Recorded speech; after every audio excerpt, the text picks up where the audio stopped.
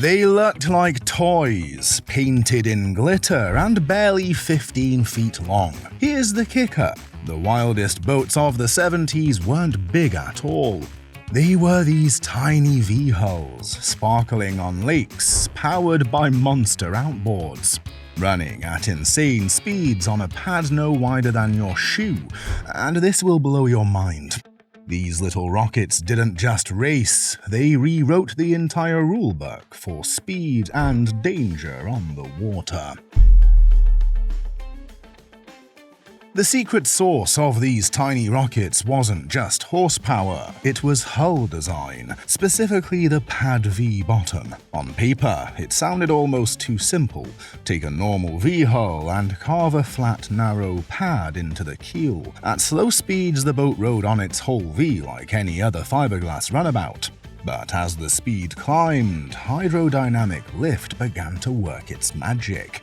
The hull rose higher and higher, until suddenly the boat was riding on a surface barely wider than a 2x6 plank.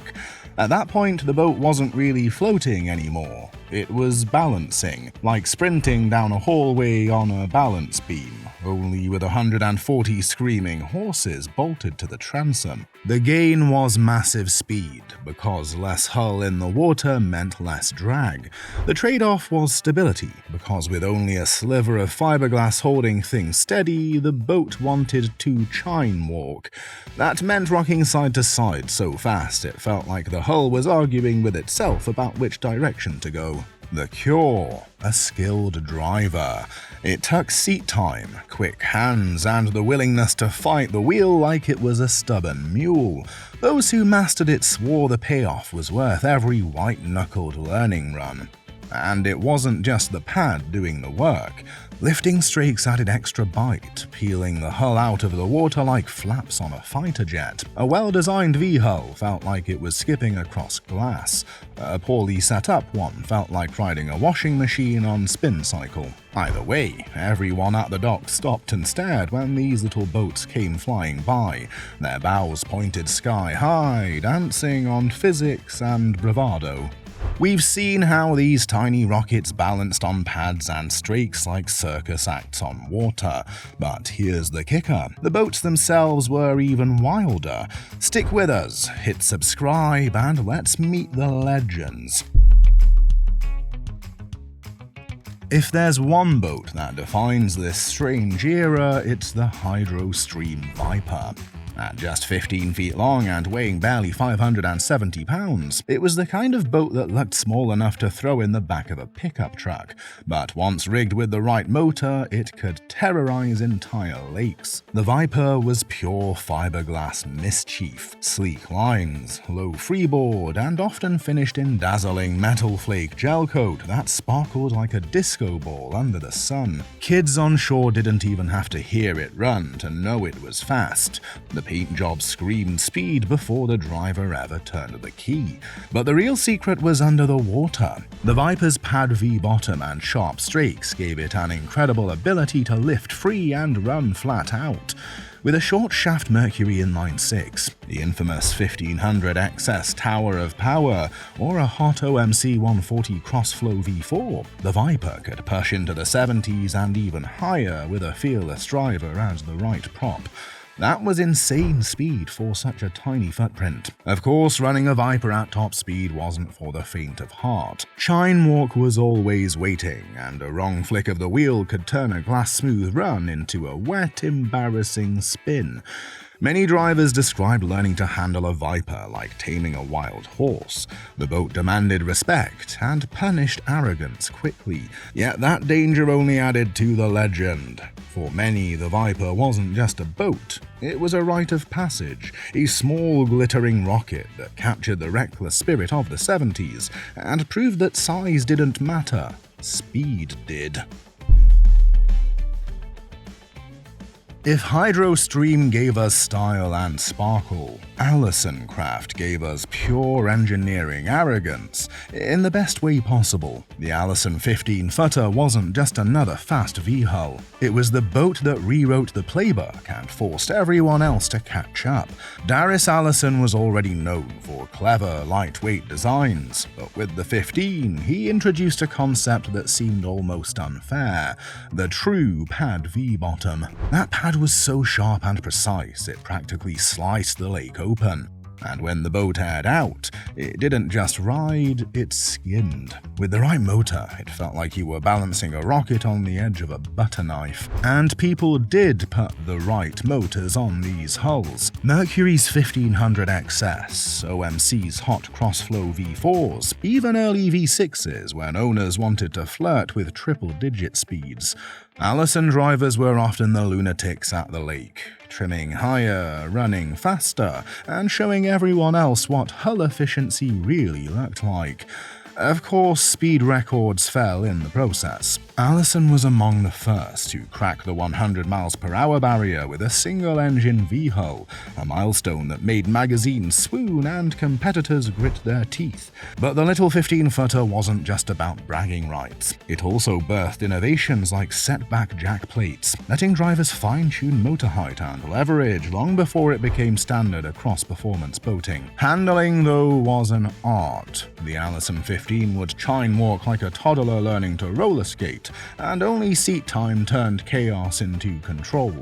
But when it clicked, there was nothing like it. It was raw, twitchy, and brilliant, the perfect expression of how far small vee-hulls could be pushed.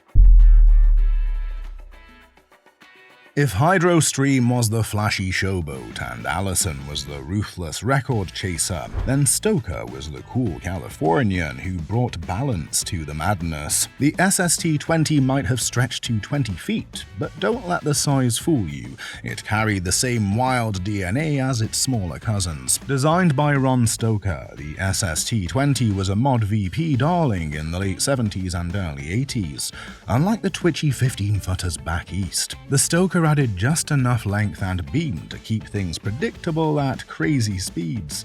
Think of it as trading a roller coaster for a fighter jet simulator. Still intense, but a little more forgiving when the water got rough. Powering these hulls was a who's who of big iron: OMC 2.6 XP V6s, Mercury's Black Max 2.4s, and later Hot Rod 2.5 EFIs. Racers quickly discovered the Stoker's secret weapon wasn't just speed, it was the handling. With its wide pad and carefully placed strakes, it carved corners like it was on rails. In Mod VP, where courses twisted like snakes, that mattered as much as raw horsepower.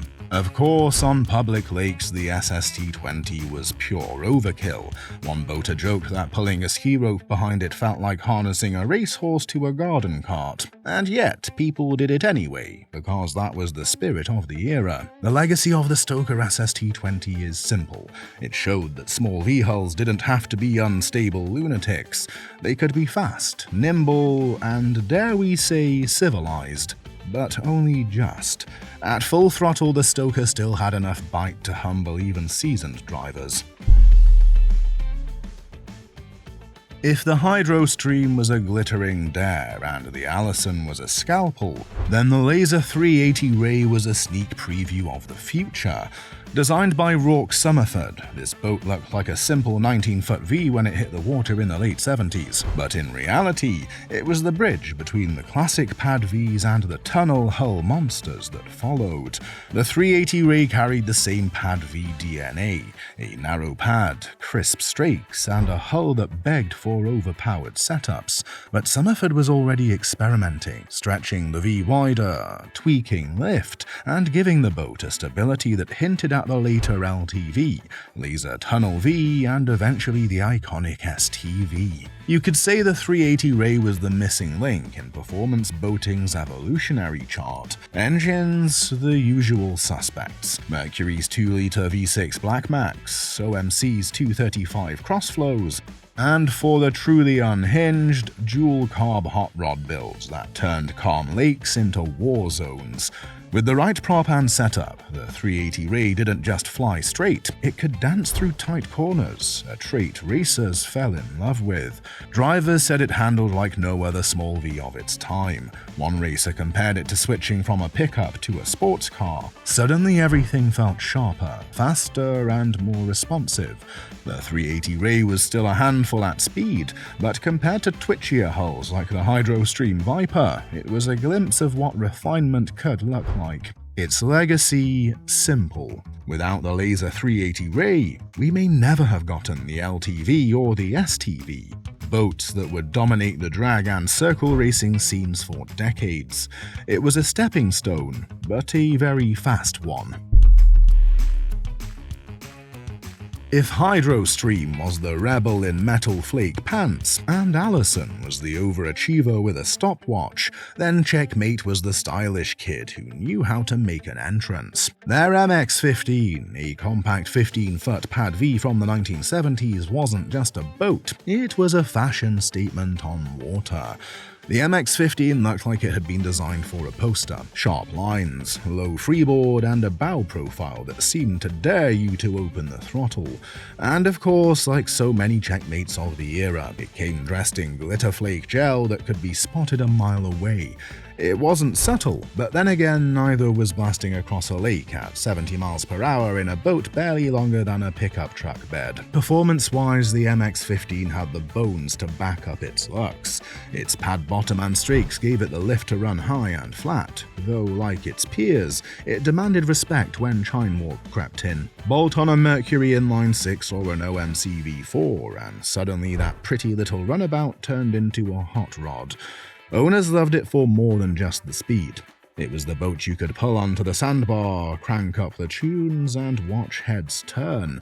One driver recalled that every time he trailered his MX-15 to the lake, someone would stop him at a gas station just to talk about it. It had that kind of presence.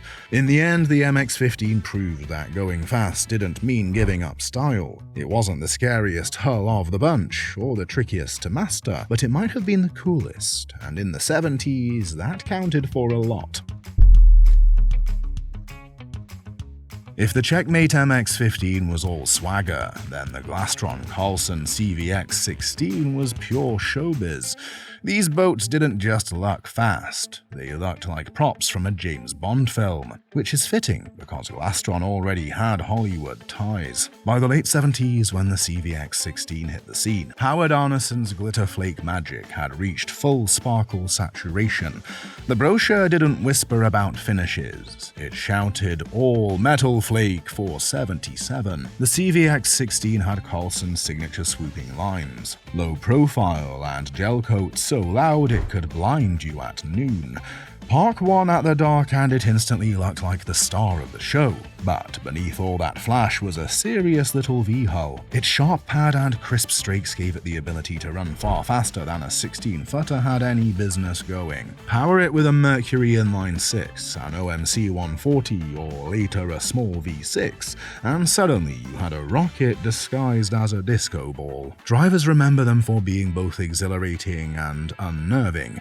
At speed, the CVX-16 danced on its pad like it was auditioning for Saturday Night Fever, thrilling you when you got it right, terrifying you when you didn't.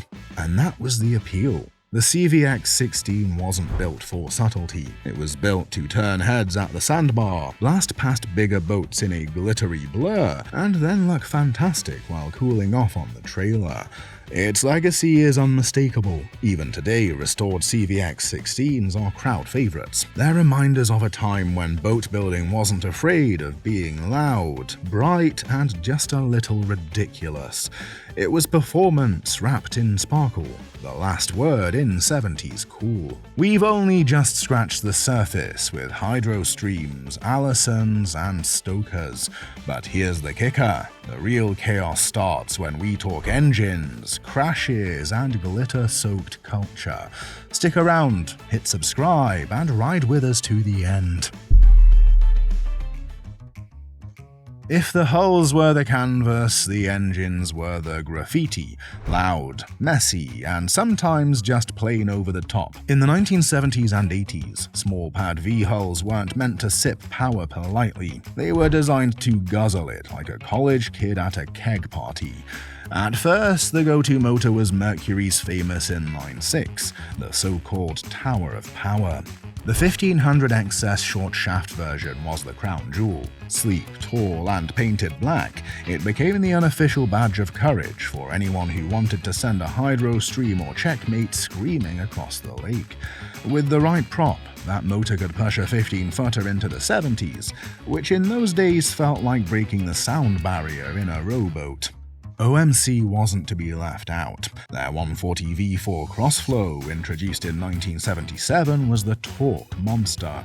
Bolted to the back of an Allison or a Checkmate, it could yank skiers, haul coolers, and still leave room to terrify passengers when trimmed out. Then came the real game changer, the V6s. Mercury's 2-liter Black Max, OMC's 235s, and later the 2.6 XP turned small hulls into unhinged speed demons. Suddenly, boats that were already handfuls with 140 horsepower were being stuffed with motors twice that size. It was like strapping a jet engine to a roller skate. The results? Breathtaking speed, spectacular blowovers, and more than a few hard lessons learned at full throttle. But that was the spirit of the age. More horsepower wasn't just an option, it was a requirement, because in the strange world of tiny high-revving Vee-Hulls, the only thing crazier than going too fast was not going fast enough. What started as a racing revolution didn't stay on the boys for long. By the late 70s, those same pad-vee rockets that dominated OPC and ModVP were finding their way into driveways and boat ramps across America. The line between a raceboat and a family toy blurred faster than you could say jackplate. Builders leaned into it. HydroStream offered hulls like the Viper and Vector not just as competition machines, but as weekend runabouts with wild gel coat and just enough cockpit space for a cooler and 2 brave passengers. Checkmate's MX-15 was marketed as much for water skiing as it was for wide-open throttling. Even Stoker hulls with their race pedigrees were spotted dragging tubes across lakes when the motors weren't trimmed sky-high. It was a strange dual life. On Saturday, these boats pulled kids on kneeboards while parents waved from shore. On Sunday, with the same motor jacked up a few inches and a hot prop swapped on, they were running flat out against buddies in an impromptu lake shootout. It was like having a muscle car you could also take to the grocery store. Practical only if you defined practical loosely. Of course, there were mishaps. More than one dad trying to show off his ski boat ended up spinning out at 60 and baptizing the whole family. But that was part of the fun. These weren't yachts, they were toys with teeth. This crossover into recreation cemented the legacy of the tiny high-revving Vee-Hull. They weren't just race machines, they became the everyman's hot rod, bringing a taste of competition speed to the average lake house driveway. The strange era of tiny high-revving Vee-Hulls eventually faded, but its fingerprints are everywhere. Those little rockets taught boat builders, drivers, and even weekend hot rodders lessons that still echo today. For one, they proved that efficiency mattered as much as brute force. A 15-foot HydroStream with a 140-horse outboard could embarrass much larger boats because it carried only a sliver of hull in the water. That obsession with lift, balance, and wetted surface inspired generations of bass boats, race hulls, and even today's high-performance lake rockets. They also left behind a culture. To own a HydroStream Viper, an Allison 15 or a Checkmate MX-15 wasn't just to own fiberglass, it was to join a fraternity of risk-takers. Drivers swapped props like trading cards, argued about engine heights like philosophers, and bragged about Chine walk battles the way others bragged about scars. Even now, restored boats from that era fetch attention at shows and ramps. A gleaming Glastron Carlson with metal flake gel will draw more stares than a brand new pontoon.